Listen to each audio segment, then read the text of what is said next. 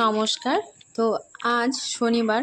তো শনিবারে আমাদের অফিস বন্ধ থাকে, কিন্তু আমাদের সেন্টার খোলা থাকে। আজ আবার থার্ড স্যাটারডে মিটিং ছিল, কিন্তু গতকাল রাত্রিবেলায় আমাদের সুপারভাইজার ফোন করে বলল যে আমাদের অফিসে যেতে হবে।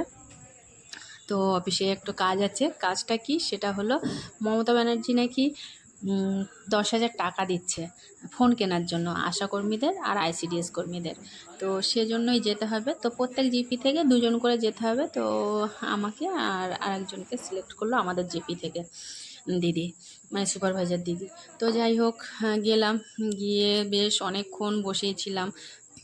ফরম্যাটটা রেডি হচ্ছিল না, বারবার নাকি আমাদের দিদি চেঞ্জ করছিল ফরম্যাটটা। তারপর শেষমেশ একটু হলো, ফরম্যাটটা রেডি হলো। তো তারপরে আমাদের সেই ফরম্যাটগুলো, ফর্মগুলো সবাইয়ের ফর্ম না, আমাদের জিপিতে ধরো 23 জন, তো 23 জনের ফর্ম আমাদের কাছেই দিয়ে দিয়েছে, দুজনের কাছে। তো দায়িত্ব নিয়ে সবাইকে দিয়ে দিতে হবে। আগামীকাল সেটা দিয়ে দেবো। আর আজকে সেই ভাঙড় অফিসে তো গিয়েছিলাম। তো কাজ টাজ মিটিয়ে যখন যে একটু ওখানে একটা 99 স্টোর্স বলে আছে দোকান, বড় দোকান। তো এটা আমি জানতাম না, আমাদের অফিসের একদম পাশেই। তো আমার বোনই বলেছে, আমার ছোটো বোন, যে ওখানে একটা 99 স্টোর্স আছে, যাবি, খুব অনেক জিনিসপত্র আছে। তো সত্যি আমি জানতাম না, আজকে গতকাল আমার বোন বলেছে। তো সেই জন্য আমরা কজন একটু গেলাম 99 স্টোর্সে।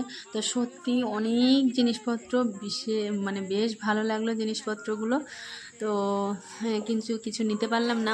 আমাদের সঙ্গে একজন ছিল, সে বলছিল যে ধনতেরাসের দিন সোনার জিনিস কিনতে হয়, ঝাড়ু কিনতে হয়, কিন্তু প্লাস্টিকের জিনিস কিনলে নাকি অমঙ্গল। তো যাই হোক, সে বলেছে, আমি জানতাম না এই জিনিসটা।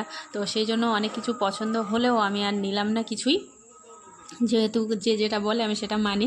তো যাই হোক, বাড়ি আসলাম কিছু না নিয়ে। আমাদের সত্যি সত্যি 10,000 টাকা করে আমাদের দিয়েছে। সেটা এবার আমাদের ফোন কিনতে হবে। আর সকল আশাকর্মী, আইসিডিএস কর্মী, ওয়েস্ট বেঙ্গলের যত আইসিডিএস আশাকর্মী আছে, মমতা ব্যানার্জি সবাইকেই দিয়েছে। তো 10,000 টাকায় কী ফোন হবে জানি না। তো সে হয়তো হবে, কিন্তু সেই ফোনে কতটা কি কাজ হবে, আমাদের তো কাজের লেভেলটা অনেক, ফোনেই কাজ করতে হয়। এখন খাতায় যতটা কাজ, ঠিক সেম ততটাই কাজ আমাদের ফোনে করতে হয়। তো অনেকেই বলে আমরা এই 2 ঘন্টা যাই আর আসি সেন্টারে।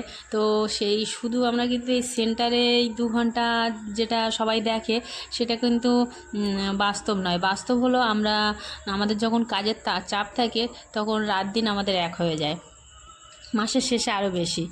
তো যাই হোক, অনেকেই বলে যে আমরা ফাঁকিবাজি কাজ করি। তো যার যেটা মনে হয় সে সেটা বলে। তো আমাদের খাতায় যেমন কাজ করতে হয়, সেটা আমাদের সেন্টারে বসে সেটা হয় না।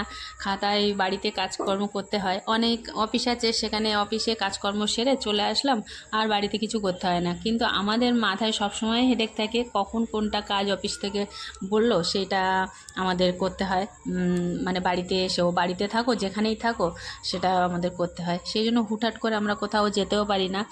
যেমন আজকে আমার মায়াপুর যাওয়ার কথা ছিল। তো শুধু এটার জন্যই যাইনি তা নয়, আমাদের পাশের বাড়ির এক শ্বশুর মারা গেছে। তো অশৌচ অবস্থায় আর মায়াপুরে গিয়ে লাভ নেই, আমার দিদি গেছে, আমি আর আমার বোন যেতে পারি।